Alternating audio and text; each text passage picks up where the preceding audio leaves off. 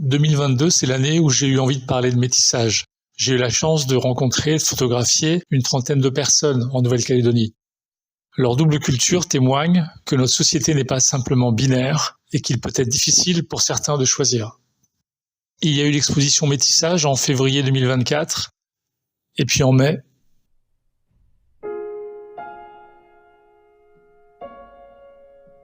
Avec Philippe, un ami avec qui je partage pas mal de valeurs, on a eu envie d'aller à nouveau à la rencontre de ces personnes que j'avais photographiées 1 ou 2 ans auparavant. Comprendre comment elles avaient vécu cette période, leurs craintes, leurs espoirs, leur vision de la Nouvelle-Calédonie demain. Ma mère est indonésienne, thaïlandaise. Mon père est martiniquais, africain, italien. Mon père était arrivé pour les événements de Nickel. Je suis arrivée, j'avais une vision de la vie qui était différente. Et différente de la façon dont on voit les choses ici. Du coup, je n'avais pas ma place parce que je ne pensais pas pareil. Je suis indonésienne, métissée. Mon père, il est serbe tchécoslovaque et ma mère, elle est indonésienne vietnamienne. Par contre, à partir du 13 mai, c'était beaucoup de tristesse. Je voyais mon pays partir en flammes. L'avantage de ce métissage, c'est que moi, j'ai toujours cherché à comprendre d'un côté et de l'autre côté. Et comme l'étranger est arrivé et il avait plus de moyens, il s'est senti supérieur. Je pense qu'évidemment, ils défendent aussi leur identité, ils défendent leurs idéologies, ils défendent leur culture, leurs coutumes, etc. Je pense qu'il faut entendre la souffrance, parce que derrière ce qui s'est passé, c'est une manifestation, c'est un ras-le-bol. C'est le sentiment d'injustice, parce qu'en fait, on ne regarde pas un être humain, on ne regarde pas une personne. On projette ce qu'on a, nous, en nous, sur quelqu'un. Mais si tu vas au fond de l'assemblée, là, il y a celui qui ne parle pas au fond, il peut te raconter une autre version de la même histoire. Et tu apprendras que c'est lui qui a été chassé d'un endroit, pas par un colon.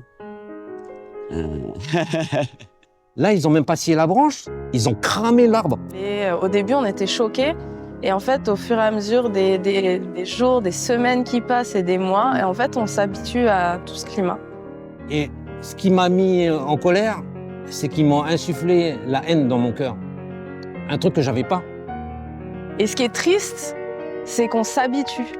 On s'habitue à voir notre quartier défiguré, des bâtiments brûlés. C'est un suicide social. Voilà, je me dirais, on a fait tout ça pour tout détruire. Est-ce que ça en valait la chandelle au final? Voilà.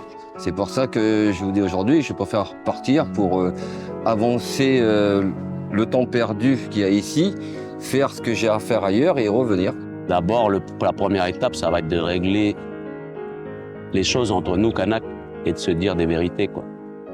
Et demain, donc, on va refaire une poignée de main. Mais encore une fois, c'est des politiques qui vont décider. Est-ce que c'est véritablement le peuple qui aura décidé de son modèle sociétal?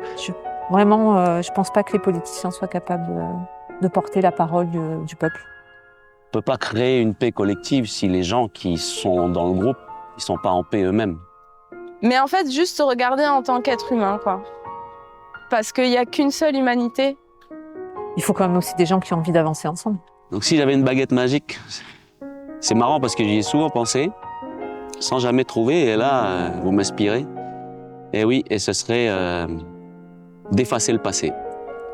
Effacer le passé pour que chacun revienne au présent. Juste un peu d'empathie et d'amour dans le cœur de chacun, de tout le monde, de toute la Calédonie. Je garde espoir, voilà. Donc c'est pas je vais bien, mais j'y crois. J'ai l'impression d'être passé chez un psychiatre. J'ai l'impression d'avoir fait une thérapie, là, d'avoir vidé un peu mon sac. Merci.